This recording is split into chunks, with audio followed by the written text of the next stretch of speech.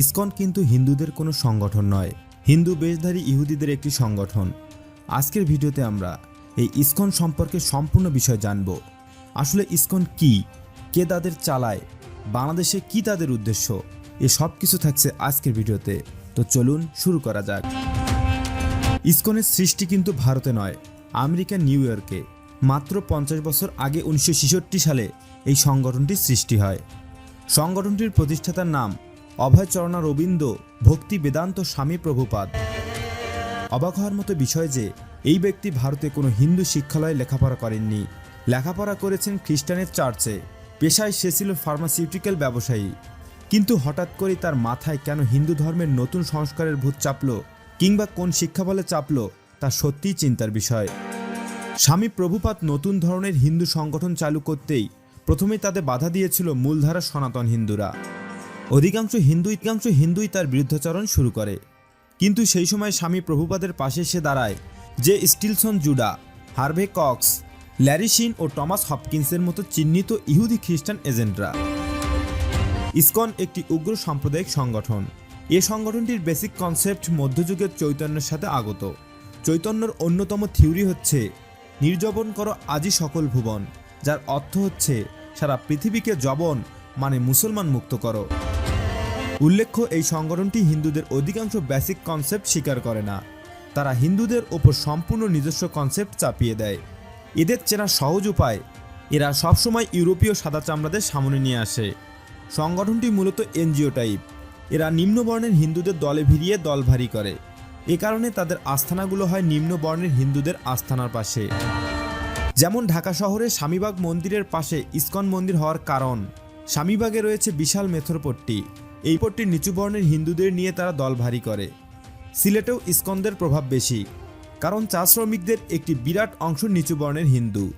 এদেরকে দলে নিয়ে সহজে কাজ করে তারা। বর্তমানে ইসকন চালায় ডাইরেক্ট ইহুদিরা। ইসকনের মূল নীতি নির্ধারকদের প্রায় অর্ধেক হচ্ছে ইহুদি। আসলে বাংলাদেশে ইসকন কি চায় এবং কি করে? স্বাভাবিকভাবে ইসকনের কর্মকাণ্ড শুধু নাচ মনে হলেও আদতে তা নয়। ইসকনের কয়েকটি কাজ রয়েছে, যেমন বাংলাদেশের সনাতন মন্দিরগুলো দখল করা এবং সনাতনদের মেরে পিটিয়ে তাড়িয়ে দেয়া। যেমন স্বামীবাগের মন্দিরটি আগে সনাতনদের ছিল, পরে ইসকনরা কেড়ে আগেরদের তাড়িয়ে দেয়। এছাড়া পঞ্চগড়েও সনাতনদের পিটিয়ে এলাকা ছাড়া করে ইসকনরা। ঠাকুরগাঁয়ের সনাতন মন্দিরও দখল করে ইসকনরা। এছাড়া অতি সম্প্রতি সিলেটের জগন্নাথের সনাতন রথযাত্রায় হামলা চালায় ইসকনরা। বাংলাদেশের মসজিদগুলোতে সাম্প্রদায়িক হামলা করা। কিছুদিন আগে ঢাকাস্থ স্বামীবাগে মসজিদ তারাবির নামাজ বন্ধ করে দিয়েছিল ইসকন। নামাজের সময় ইসকনের গানবাজনা বন্ধ রাখতে বলায় তারা পুলিশ ডেকে এনে তারাবির উপর নিষেধাজ্ঞা জারি করে। পরে বিষয়টি নিয়ে সংঘর্ষ হয়।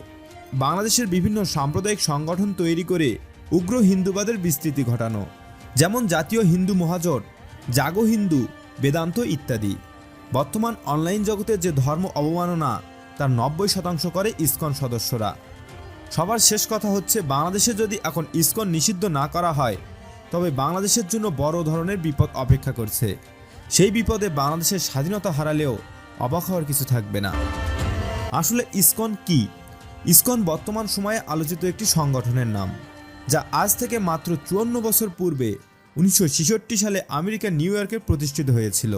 ইসকনের প্রতিষ্ঠাতা স্বামী প্রভুপাদ, তিনি 1966 সালে ইসকন নামে একটি আলাদা সংগঠন প্রতিষ্ঠা করতে চান। এতে সমসাময়িক সনাতনী ধর্মীয় নেতাদের অনেকে বিরোধিতা করেন।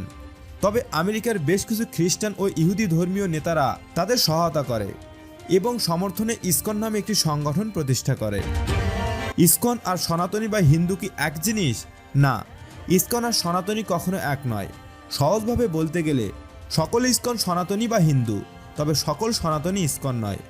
উদাহরণস্বরূপ ধরুন, হেফাজতি ইসলাম সংগঠনের সকলেই মুসলমান, কিন্তু সব মুসলমান হেফাজত নয়। আর বিশ্বব্যাপী এক এক দেশে এক এক নামে ইসলামী দল রয়েছে। ঠিক একইভাবে ইসকন জাস্ট একটি দলের নাম। যদি কোনো হিন্দু ইসকন নাম লেখায় তবেই সে ইসকন দলের লোক হবে, অন্যথায় সে ইসকন নয়।